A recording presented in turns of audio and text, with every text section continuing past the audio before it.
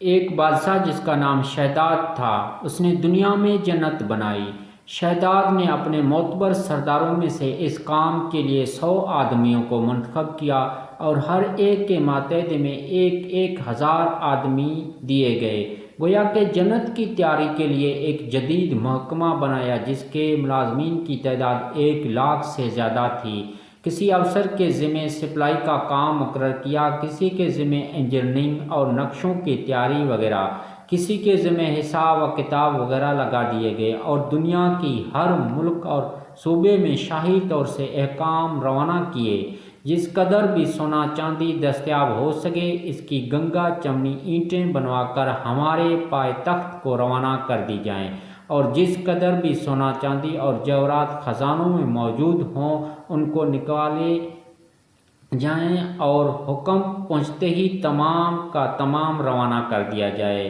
محکمہ تعمیر کو حکم دیا کہ عدن پہاڑ کے نزدیک 40 کوس مربع رقبہ لیا جائے اور اس مقام پر جنت کی داغ بیل ڈالی جائے اور اس کی بنیادیں اس قدر گہری کھودی جائیں کہ وہ بنیادیں پانی کے قریب پہنچ جائیں اور ان کو سنگ سلیمانی سے بھر دیا جائے۔ جب بنیادیں بھر چکیں اور زمین کے برابر ہو جائیں تب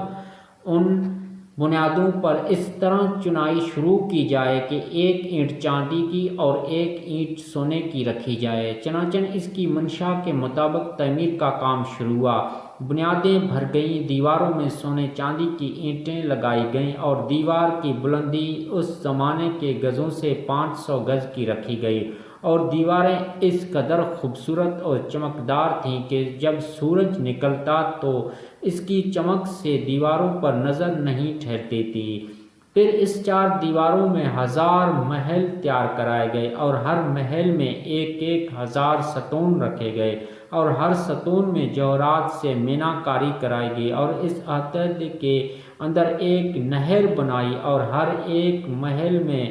حوض اور چوپچے تیار کرائے، اور اس نہر سے ہر محل کے نیچے ایک نہر جاری کرائی تاکہ ہر مکان میں ہمیشہ فوارے ابلتے رہیں، حوض اور چوپچے ہر وقت پانی سے بھرے رہیں، اور ان نہروں کا درمیانی حصہ یاقوت اور زمرد، مرجان اور نیلم سے بھر دیا گیا، اور ان نہروں کے کناروں پر منسوئی درخت لگائے جن کے جڑیں سونے کے اور شاخیں اور پتے زمرد کے پھول اور پھل سچے موتیوں اور سرخ یاقوت اور دوسرے قسم کے جوہرات کے بنا کر لٹکائے گئے۔ ستونوں اور دیواروں کو مشک و زعفران، عنبر اور گلاب کے ساتھ مخلوط کر کے اور سونے کے پانی کے ساتھ اس کی مینا کاری کرائی گئی، اور خوبصورت اور خوش آواز جانور اس جنت میں چھوڑے گئے، اور اس جنت کے چاروں طرف 1000 سونے اور چاندی کے چبوترے بنائے تاکہ چوکیدار ان پر بیٹھ کر اپنی اپنی باری سے چوکیداری کیا کریں۔ اور جب اس جنت کی تعمیر ہو چکی تو حکم دیا کہ تمام جنت میں قالین اور ریشمی اور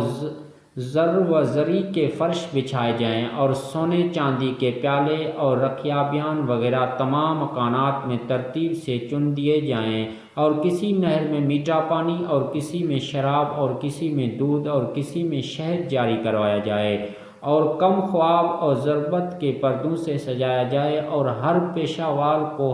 حکم دیا کہ وہ اپنا پیشہ میں ہر شخص مشغول رہے، اور تمام قلمرو میں حکم بھیجا کہ ہر جگہ سے ہر موسم میں اعلیٰ قسم کے پھل اور قسم قسم کے عمدہ غذائیں یہاں پر روانہ کی جائیں۔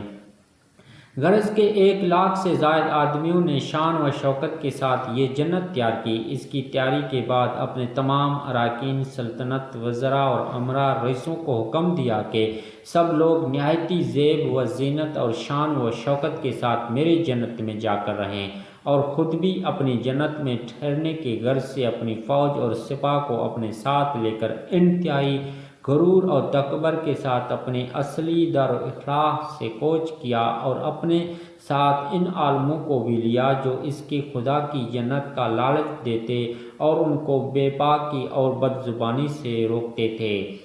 راستے میں ان عالموں سے کہنے لگا کہ تم اس بہشت کی خاطر مجھ کو کہتے تھے کہ کسی دوسرے کے سامنے سر جھکاؤ اور ذلیل ہو جاؤ اور اب میری قدرت اور تمہاری خدا سے بے نیازی تم لوگوں کو اچھی طرح سے معلوم ہو جائے گی۔ چنانچہ اسی شان و شوکت کے ساتھ اس جنت کے قریب پہنچا۔ جنت والے اس کے استقبال کے لیے جنت سے باہر نکلے، سونے چاندی اور جوہرات اس پر قربان کرنے لگے، نذرانے جو قسم قسم کے تھے اس کی خدمت میں پیش کیے، اور شہزاد غرور و تکبر کے ساتھ اپنے جنت کی طرف چلا جا رہا تھا۔ جب جنت کے دروازے پر پہنچا تو اس کے پیچھے لاکھوں کروڑوں تماشائی تھے۔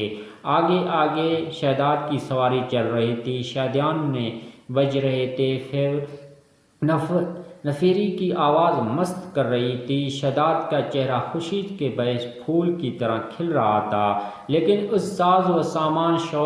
شان و شوکت کے ساتھ جو ہی شہزاد نے جنت کے دروازے پر قدم رکھا، اسی وقت آسمان کی طرف سے ایک ایسی کڑک اور سخت آواز آئی کہ تمام ساتھی ہلاک ہو گئے، اور شہزاد بھی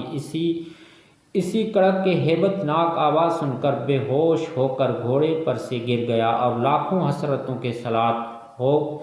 ساتھ ہلاک ہو گیا، اور اپنی بنائی ہوئی جنت کے دیکھنے کے کروڑوں تمنائیں اور دل کی دل ہی میں لے گیا، اور اس کی لاکھوں تمنا اور کروڑوں حسرتوں کو خاک میں ملا دیا گیا۔ عزرائیل بھی حکم الہی سے اس کی جان قبض کر رہے تھے، لیکن دل میں ملال تھا۔ چنانچہ ایک مرتبہ حضرت عزرائیل علیہ السلام نے حق تعالیٰ سے عرض کیا کہ مجھے کسی کی جان نکالتے ہوئے کبھی رحم نہ آیا، البتہ دو شخصوں کی جان نکالتے ہوئے بڑا ہی رحم آیا۔ اگر آپ کا حکم نہ ہوتا تو میں ہرگز ان کی جان نہ نکالتا۔ ایک تو اس بچے پر جس کی ماں کشتی کے تختے پر رہ گئی تھی، اور وہ نوزائیدہ بچہ اپنی ماں کے ساتھ اس تختے پر رہ گیا، اور تیرا حکم ہوا کہ اس کی ماں کی جان قبض کر لے۔ اس وقت مجھ کو ترس آیا کہ اس بچے کی خبر گیری کون کرے گا۔ دوسرا وہ بادشاہ جس نے